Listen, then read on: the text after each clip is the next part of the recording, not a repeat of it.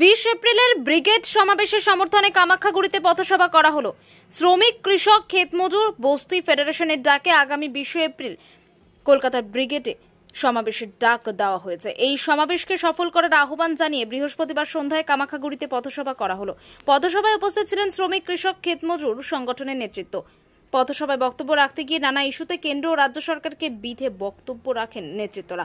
উল্লেখ্য, বিভিন্ন দাবিকে সামনে রেখে আগামী 20 এপ্রিল ব্রিগেড সমাবেশের ডাক দিয়েছে সারা ভারত কৃষক সভা, সিটু, সারা ভারত ক্ষেতমজুর সংগঠন ও বস্তি ফেডারেশন।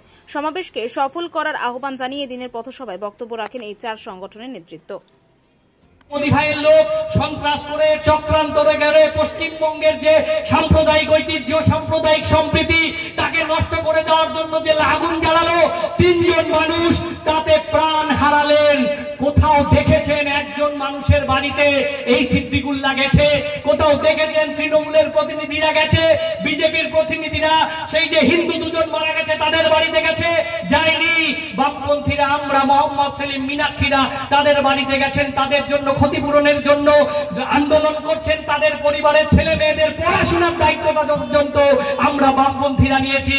কারণ আমরা জানি এই ভারতবর্ষের খেটে খাওয়া গরিব মানুষ, হিন্দুরাও দাঙ্গা চায় না, মুসলমানরাও দাঙ্গা চায় না। দাঙ্গা চায় তারাই যারা এই দাঙ্গায় মানুষকে লড়িয়ে